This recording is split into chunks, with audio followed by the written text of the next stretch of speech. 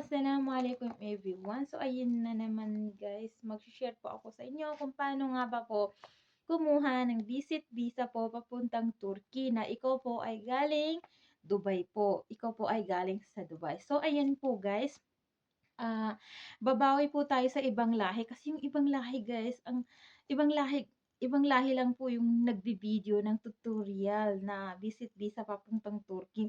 Wala man lang akong nakita na yung galing sa Dubai tapos pumunta ng Turkish, kung paano nila kinuha yung ano nila, visa nila, yung tourist visa nila. So ayan guys, babawi tayo dahil magtatagalog tayo ngayon. Wikang Pilipino tayo. So ayan guys.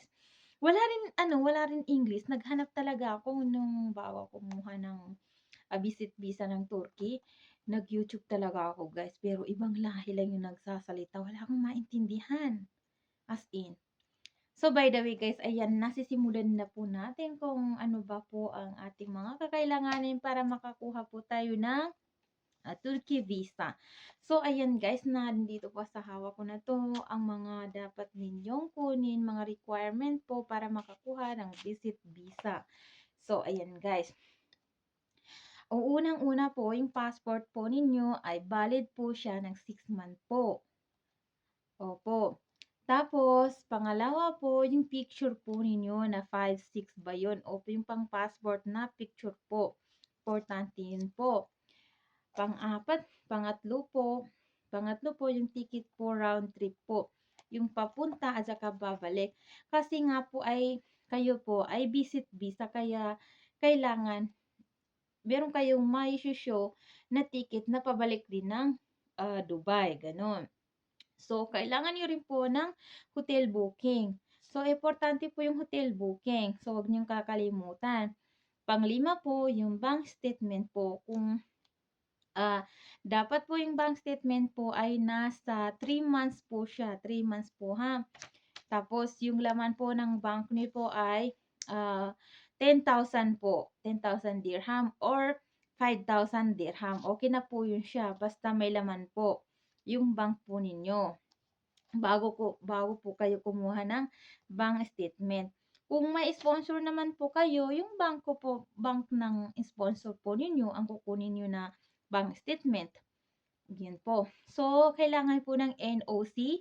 Yung NOC po ay letter ng galing po sa company.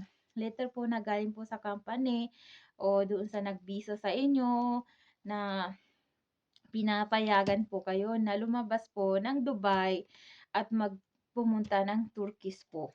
Yun po, yung mga katibayan po. Kailangan po yun. At ipapakita ko po sa inyo yung akin kasi meron ako ditong dala po. So, sa Dubai po, ganito po yung itsura po ninyo. Nakikita niyo yung hawak po. Kasi ito yung company. So, ito yung ito yung letter po. Magsusulat po sila dyan na pinapayagan po kayo na mag-travel papunta dito sa Turkey. So, ayan guys, kailangan nyo ng NOC. So, yung NOC po ay makukuha po ninyo ito doon sa company ninyo, kung saan po kayo nagtatrabaho, kung saan po kayo nagbisa, kung nagbisa man kayo ng sarili ninyo, doon ka pumunta sa opisina kung saan kayo kumuha ng visa po ninyo na Dubai visa. So, ayan po. Ayan po. Tapos, bibigyan po kayo ng authority na pwede kayong mag-travel papunta dito sa Turkey. So, ayan guys. So, ayan. Sobrang importante nito guys. Huwag na huwag nyo yung kakalimutan. O, pang-anim to, no? Pang-anim. So, pang-pito, appointment po. Bago po kayo kumuha ng appointment ay dapat kumpleto na po kayo para hindi na kayo pabalik-balik tapos masasayang yung bayad ninyo sa appointment.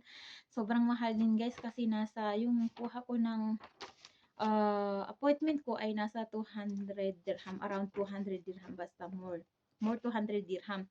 So, kung hindi po kayo kumpleto, siyempre, babalik na naman kayo para makumpleto ninyong papeles nyo at makakuha po kayo ng visit visa na papuntang Turkey. So, wag niyo, uulitin ko po, kailangan niyo ng passport, picture,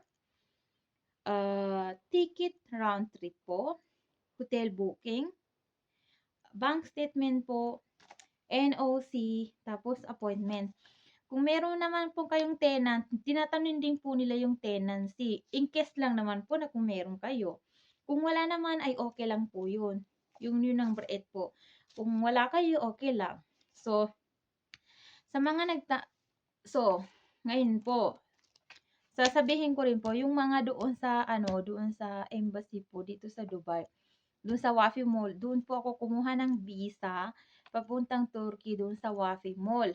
So, doon po wala pong interview lang doon. Tinatanong lang sa'yo ay kung saan ka nakatira, gano'n, yung mga age mo, yun lang. Wala namang masyadong mga tanong lang, guys.